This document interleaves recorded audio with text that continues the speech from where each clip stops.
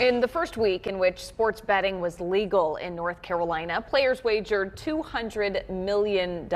And projections from the industry are that North Carolinians will bet a little more than $8 billion over the course of the year. There will be some winners and lots of losers, but as you'll see in this evening's Buckley Report, you don't have to end up with more money than you started with to win at this game. I have DraftKings, BetMGM, FanDuel. Josh Ellinger's friends call him Biggie, and he lives up to that name when it comes to sports gambling. The first week of this, I kept track. I placed 224 bets. Wow. Now, I didn't win most of them, but I won a few big ones. But I'll tell you, I like it. It is added to the games to me. Do you consider this money spent for entertainment if you don't win? Absolutely. In a world of short attention spans and channel flipping, this is a godsend. Oh, this is where we were headed the entire time. Just the fragmentation of sports media into all these different events, and how do we keep people interested pitch by pitch, minute by minute. Gambling feeds right into that. Elon University professor David Bacchino's new book, Game On, sums that up in the subtitle: How Sports Media Grew Up, Sold Out, and Got Personal with Billions of Fans.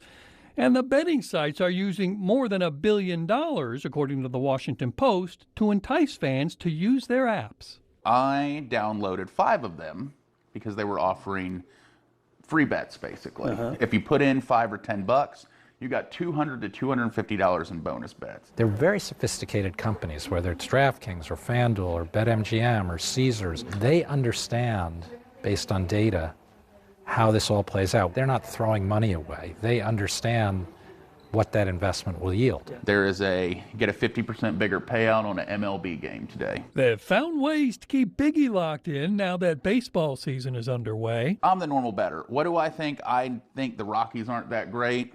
I think, April in Chicago, it's going to be cold. Some heavy-duty research there. Well, yeah.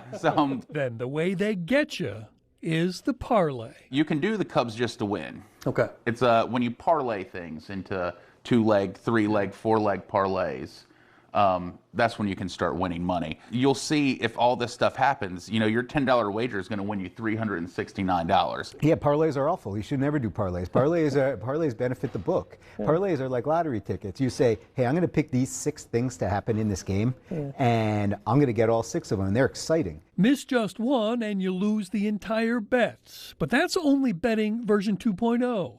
What's coming soon is real sophistication, says Elon's Bill Squadron. Literally after every play in a football game, right? A guy runs around right end for 3 yards, and in front of your eyes on the screen, the odds of that team winning the game will change. And that's all based on models that have already been built. Critics say it's all too much for the average sports fan to keep up with in real time. Many of them are going to look at that with fear.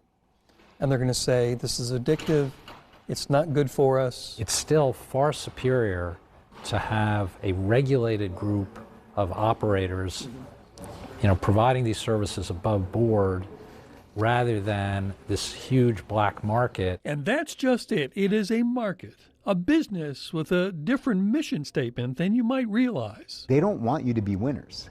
They want you to be entertainment. It's a business. If you win too much, they'll cut you off, because they have the data and they have the algorithms to say, this person's winning too much, we're putting a limit on them. Biggie's not there yet. Are you up, are you down? I'm up. I'm up altogether about 750 now. And even when that's gone, he'll feel as if he got his money's worth, and that's what the gambling sites are selling. It's fun. Gambling can be really, really fun. It's exciting. It makes a game that's otherwise boring somewhat exciting. You can bet on it. Bob Buckley, Fox 8 News. And next week, Bob will dive deeper into the quickly developing sports gambling world and the morality of it.